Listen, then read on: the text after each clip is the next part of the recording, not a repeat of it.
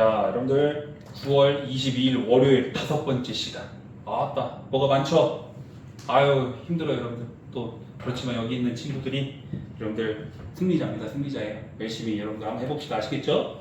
자, 마지막이에요. 오늘 마지막 시간이고요. 자, 우리가 이전에 동학농민운동 정리했죠. 결국 1차와 2차로 나눠지는데 성격이 반봉건이 1차, 반회세가 2차. 성격이 좀 다르지만 그 구분해 주시고 큰 틀에서 구분해 주시고 그 밖에 여러 사건들 한번 여러분들 시간 순서에 맞게 한번 정리해 보시면은 문제 틀릴 일 없습니다. 좀 이따 문제도 풀어볼 거고요. 자, 그럼 두 번째 이제 가보개혁인데 이건 사실 동학농민운동이랑 가보개혁은 같이 배우는 게 좋아요. 왜냐면 비슷한 같은 시기입니다. 여기 시작 보면 바로 배경에 여기 보면요 일본군의 경복궁 점령이 또 여기 써 있잖아요. 이 동학농민운동이 일어나는 시기에 가보개혁도 일어난다고 보시면 돼요. 그래서 같이 여러분들 이해하시면 좋습니다. 아시겠죠? 자, 여기 보시면은요 우리가 보통 가보개혁이라고 하면 1차, 2차 이제 3차까지인데 우리가 1895년으로 바뀌었기 때문에 우리가 보통 을미개혁이라고 합니다. 각각의 개혁 내용들이 있거든요. 이거 구분할 줄 알아야 돼요. 뭐가 1차고 뭐가 2차고 뭐가 3차고 눈으로 정도는 기억할 줄 알아야 되는데 특히 좀 많이 나오는 부분들이 있습니다. 많이 나오는. 그래서 그 부분을 조금 더 강조할 테니까요. 여러분들 눈으로 한번 구분해 볼 수 있을 정도로 하고 그 밖에 배경들이 조금 자세히 써놨거든요. 선생님이. 왜냐면 배경이 스토리상 여러분들이 내용 잡기도 좋고 시험 문제가 또 응급 배경에서 많이 나옵니다. 자, 그러면 동학농민운동이 이후에 가보개혁에 대해서 한번 배워보도록 합시다. 자, 1차 가보개혁에 한번 볼게요. 1894년이고요. 선생님이 보통 배경을 다 지금 잘 정리를 해놨는데요. 자, 배경 첫 번째 보면 우리 아까 동학농민군과 결국에는 그 동학농민군이 황토현 전투, 황룡천 전투에서 승리하고 전주성 점령하니까 지금 어떻게 보면은 조선 정부 입장에서는 하면 안 될 선택이었지만 청나라에 또 지원을 요청했고 이것 때문에 텐진 조약 때문에 일본군까지 같이 오게 됐죠. 이거 혹 하나 붙이려다 이거 혹 30개는 더 붙이겠구나 싶으니 결국에는 전주 화약을 체결했습니다. 그래서 집강도 설치하고 교정청 설치하고 패전개혁안 12개를 딱 발표하고 뭔가 개혁을 하려고 했죠. 그렇게만 끝났으면 얼마나 해피엔딩이야. 일본이 어디 점령했다고요? 경복궁을 점령해버렸죠. 그 다음에 아산에서 지금 청나라 배 기다리고 있던 청군들 기습 공격해가지고 청일전쟁이 일어납니다. 자, 일본이요. 야, 니네 왜 경복궁 점령했어? 라고 얘기하니 뭐라고 답변을 하냐? 일본을 근대화시키려고 개혁하려고 하는 거야. 우리가 어떻게 보면 조선의 경복궁을 점령한 이유는 조선을 위해서야. 왜? 개혁을 시켜주려고. 그러한 명분을 만들어서 시작된 게 가보개혁입니다. 어떻게 보면 일본이 하라고 해서 한 거예요. 일본이 하라고 해서 한 겁니다. 오케이? 일본이 하라고 해서. 자, 그래서 1차, 제1차 김홍집 내각이 구성이 돼요. 일단 여러분들 고종이고 명성황후고 민비죠. 어떻게 보면 이 개혁에서 일본 입장에서 다 빼버려야 되잖아. 간섭하게끔 하면 안 되잖아. 그래서 제1차 김홍집 중심의 내각, 정부를 수립한 다음에 왕이랑 왕비는 그냥 왕비로서의 자리만 지키고 실제 개혁은 이 김홍집을 중심으로 한 1차 김홍집 내각에서 했습니다. 이 뒤에는 일본이 있겠죠. 그 다음에 군국기무처라고 하는 기구를 설치해서 이 군국기무처를 중심으로 제1차 김홍집 내각이 1차 가보개혁을 실시했다라고 보시면 되는 건데요. 이때 개혁 내용이 생각보다 좋아요. 신문제 폐지도. 왜 그러냐면요. 일본의 강요로 1차 가보개혁이 실시된 건 맞습니다. 그런데 일본이 누구랑 전쟁 중이야 지금? 청나라랑 전쟁 중이죠. 이거 일본 입장에서 국운을 걸고 지금 어떻게 보면 국가의 문명을 걸고 지금 전쟁 중인 거예요. 그러다 보니까 일본의 강요로 시작했지만 생각보다 좋은 내용들 많습니다. 자주적으로 어느 정도 개혁한 내용들이 있거든요. 일본이 간섭을 제대로 못해. 자, 그래서 보면 정치부터 일단 중국 연호 폐지시켜버린다. 우리 연호 지금까지 청나라 중국 연호 썼겠죠. 그거 말고 개국기년 당시에 조선건국 503년 뭐 이런 식으로 504년 이런 식으로 중국 연호를 폐지했다는 거는 이제 중국 청나라와 우리는 연결이 안 되는 손절하겠다는 거죠. 그래서 개국기년이라는 연호를 사용했고요. 그 다음에 우리 원래 의정부라는 게 핵심 기구잖아요. 의정부 말고 국내부라는 거, 왕실 업무를 담당하는 국내부를 또 만드는데 추가로 만드는데 이걸 만든 이유는요. 민비 즉 명성황후가 개혁이나 이런 정치에 참여 못하게 하려고 의정부나 이런 데 정치 참여 못하게 하려고 국내부라고 하는 부서를 만들어서 여기에 가둬놓은 겁니다. 여기서만 놀아라. 민비, 명성황후, 의정부에 관여하지 마. 정치에 관여하지 마. 국내부 왕실 업무를 담당하는 거니까 여기서만 있어. 라는 입장에서 만든 겁니다. 아시겠죠? 일본의 목소리가 반영이 될 수밖에 없기 때문에. 그 다음에 우리 의정부 6조죠. 6조가 8아문 2개가 더 추가됐다. 그래서 6조가 8아문이 됐다 정도로만 보시면 되고요. 당시 과거제 이때 없어집니다. 우리 고려 시기에 시작했던 광종 때 시작했던 과거제 결국에는 갑오개혁 때 과거제가 폐지돼요. 왜? 의미가 없었거든요. 이때 이 과거제도가 써왔기 때문에 의미가 없었어요. 그래서 과거제가 폐지됩니다. 오케이? 그 다음에 경제적으로 보면요. 자, 아까 혹시 기억나요? 갑신정변 개혁 14개조에 재정을 호조에 일어난다고 그랬죠. 호조. 우리 의정부 6조 할 때 그 재정 담당하는 호조예요. 그것처럼 당시 호조가 탁지아문으로 또 바뀌어요. 우리 아까 8아문이잖아. 6조가 8아문인데 그 탁지아문이 호조의 역할을 했거든요. 탁지아문에서 또 재정이 일어나도록 한 거예요. 탁지아문에서 재정이 일어나도록 했고요. 그 다음에 신식 화폐장정. 이걸 발표해가지고 은본위제, 은과 화폐를 같이 동격으로 그렇게 인정한 겁니다. 은과 화폐를 동격으로 인정한 거예요. 그래서 이 신식 화폐장정을 통해서 은본위제도 실시했고, 그 다음에 조세 급납화. 이거 뭐냐? 지금까지 세금을 낼 때 면포를 내거나 쌀을 내거나 그랬잖아. 이제는 화폐로 내라는 거예요. 이 당시 화폐가 많이 퍼졌거든요. 그래서 1차 갑오개혁의 경제적인 부분 중요하죠. 바로 탁지아문의 재정이 일어나고 있고, 신식 화폐장정을 통해서 은본위제가 실시됐고, 그 다음에 세금을 돈으로 내라. 바로 화폐제도가 자리를 잡았다는 거죠. 그래서 조세의 급납화가 또 이루어졌다고 보시면 되고요. 사회적으로 가장 중요한 건 뭐야? 신분제가 이때 없어집니다. 언제부터 신분제가 생긴지 몰라요. 근데 있었잖아. 고구려백제 신라 때도 있었고 당군 할아버지 있을 때도 있었단 말이에요. 그때 보면 우리 팔족법에도 신분제 있잖아요. 그런데 그 신분제가 언제 없어졌다? 갑오개혁. 1차 갑오개혁 때 없어지고요. 그 다음에 중요한, 이거 난 개인적으로 중요하다고 생각이 들어요.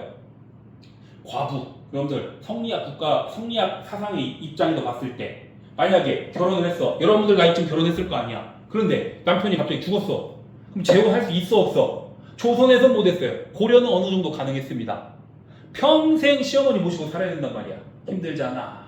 과부의 재가도 허용을 했고요. 그 다음에 고문, 연좌제, 이거 내가 잘못하면 우리 가족들 다 죽이는 거 있죠? 그런 연좌제까지도 다 폐지한 이러한 어느 정도의 좋은 개혁 내용을 가지고 있는 개혁이 바로 1차 갑오개혁인데, 어느 정도 좋은 내용들이 반영되어 있는 이유, 바로 일본이 적극적으로 개입을 했다 안 했다? 안 했다. 왜? 누구랑 어떤 전쟁? 청나라와 청일전쟁 중이었기 때문에. 여러분들 달달달 외우려고 하지 말되 눈으로 한번 생각해보세요. 이런 신분제 폐지나 이런 것들 대부분 다 1차입니다. 오케이? 자, 그러다가 우리가 다시 한번 2차 갑오개혁을 또 하게 되는데 그 배경을 보세요. 배경 이해하셔야 돼요. 동학농민운동 이제 진압했어. 우리 아까 우금치 전투 저기 정안휴게소 근처에서 싸웠다고 그랬죠? 이 2차 동학농민군이 쭉 서울로 경복궁을 점령한 일본을 무찌르기 위해서 결국에는 올라오다가 우금치 전투에서 패배하고 전봉준, 김계난 장군 등이 체포됩니다. 그러다 보니까 동학농민운동도 끝났고, 청일전쟁에서도 이제 일본이 거의 승기 잡았어. 일본이 거의 승기를 잡아버렸네? 그럼 일본 입장에서 여유가 있어 없어? 있죠. 동학농민군도 진압이 됐고 청일전쟁에서도 거의 승기 잡았어. 그러다 보니까 어떻게 했다? 누구를 데리고 왔다? 박용효를 데리고 와서 제2차 김홍집 박용효 연립내각인데요. 이 박용효가 누구냐면요, 갑신정변 참여했다가 실패하고 일본으로 도망갔던 사람입니다. 그러면 다시 박용효를 끌어들였다는 거는 이거 일본이 노골적으로 개입하겠다는 거죠.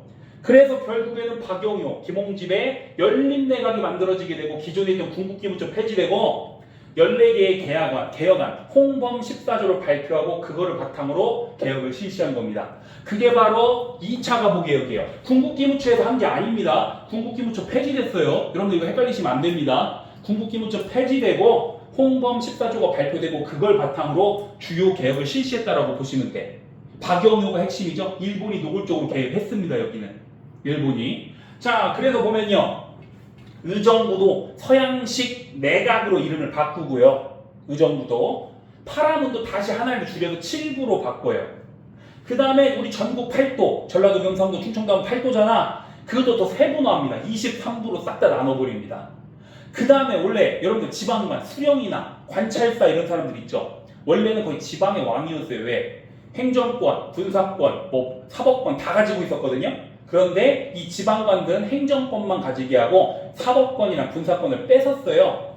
그리고 거기 어떻게 했다? 지방에 재판소라는 걸 설치해서 수령이 직접, 지방관이 직접 재판하는 게 아니고 이 재판소에 있는 판사들이 재판할 수 있도록 해가지고 사법권을 독립시켰습니다. 이해되시죠?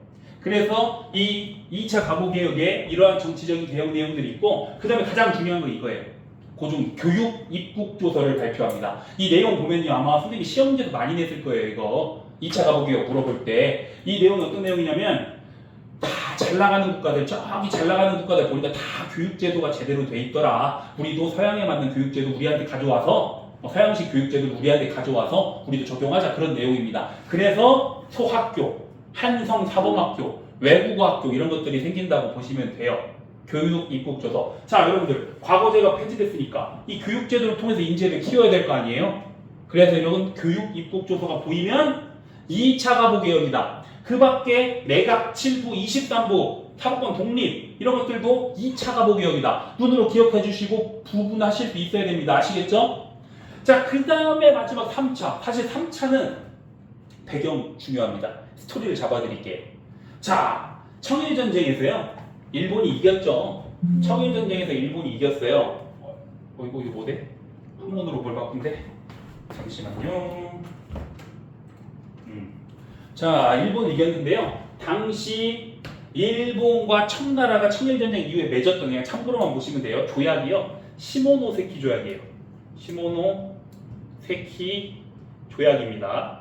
일본에 있는 지역명이에요. 시모노세키 조약. 청일전쟁에서 일본이 승리했기 때문에 일본이 많이 뜯어가야 될 거 아니야. 그래서 시모노세키 조약을 맺는데요. 이 시모노세키 조약에서 일본이 어디를 얻냐?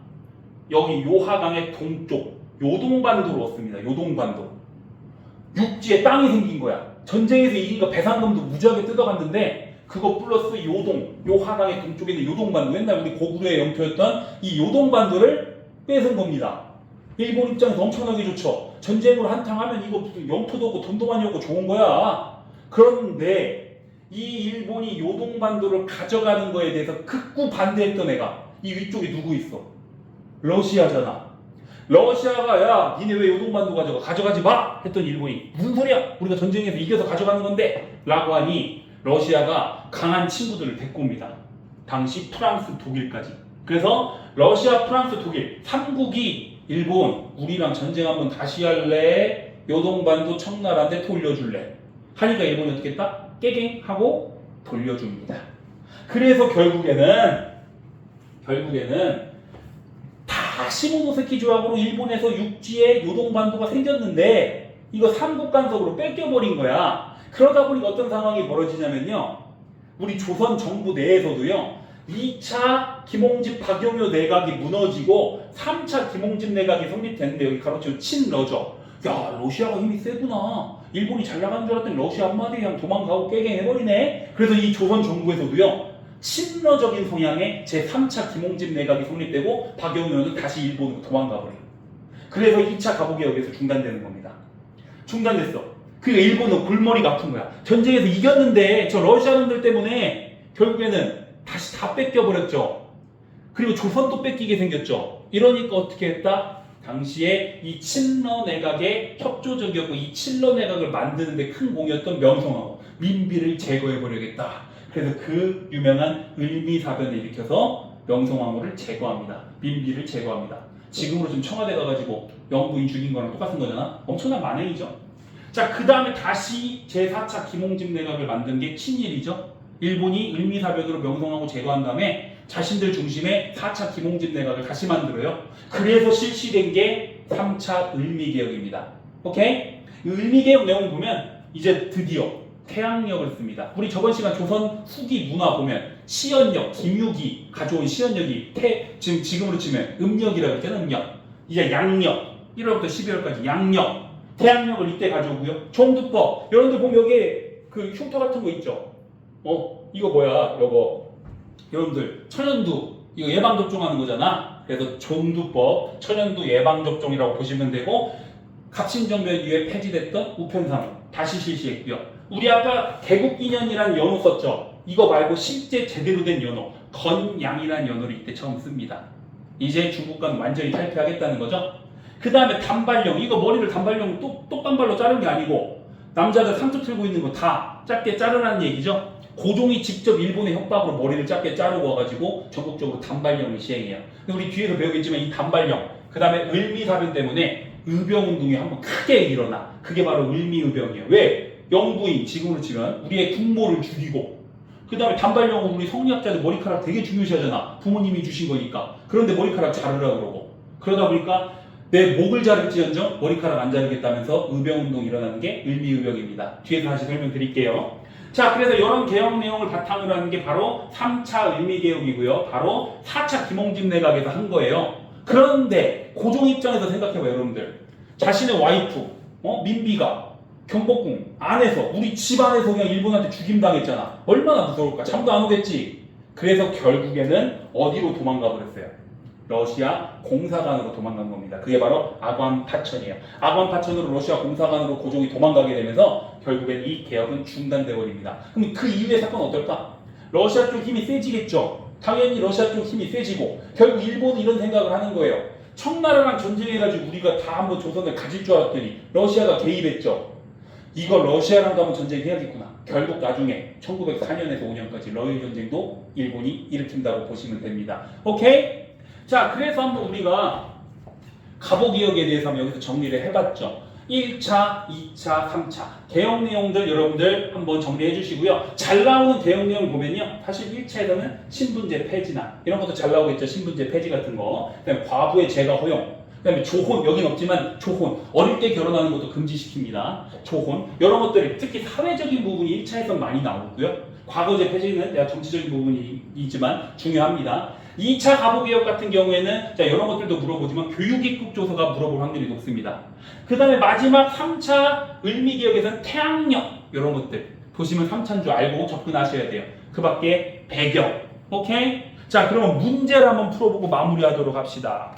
문제 몇 쪽이냐? 83쪽이죠.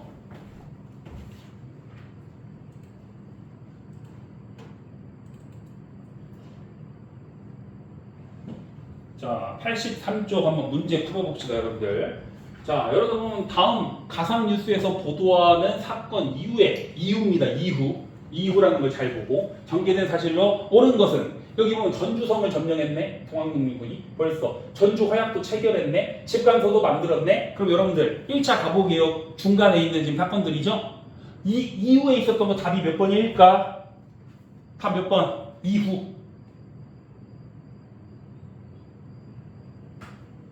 자, 1번이죠. 다 이것들은 전이잖아요. 교조신혼운동도 그렇고 황룡충전도도 그랬고 안핵사 이용태도 그렇고 전봉준이 이끈 고부간의 습격도 그렇고 다 이거 전이야, 전. 전주화약 체결하고 그 이후에 일본이 경복궁 점령하니까 북전 남적이 모여가지고 논산에 집결했다고 아까 그랬죠? 답은 1번이에요. 오케이? 자, 그럼 다시 오른쪽에 있는 거. 밑줄근 개혁안. 자, 이게 뭔가 보면은 개혁안을 봅시다. 자, 궁극기부터 나오면 끝났죠? 몇 차? 몇 차? 1차. 궁극기무처에서 주도한 게 1차잖아. 2차는 궁극기무처 폐지되고 홍범 14조를 중심으로 해서 만들어진 거잖아. 그러니까 궁극기무처니까 1차. 자, 1차 내용 뭐예요? 다 몇 번? 그렇지, 이거 니은, 그 다음에 리을 4번이잖아요. 이해되시죠? 오케이? 그 다음에 마지막. 자, 요건 뭘까? 밑줄근 이 개혁이 뭘까? 자, 이 개혁. 태양력 몇 차? 3차. 그럼 3차 내용 뭐? 3차 내용 뭐? 3번 건양. 이렇게 문제 풀면 되는 거야.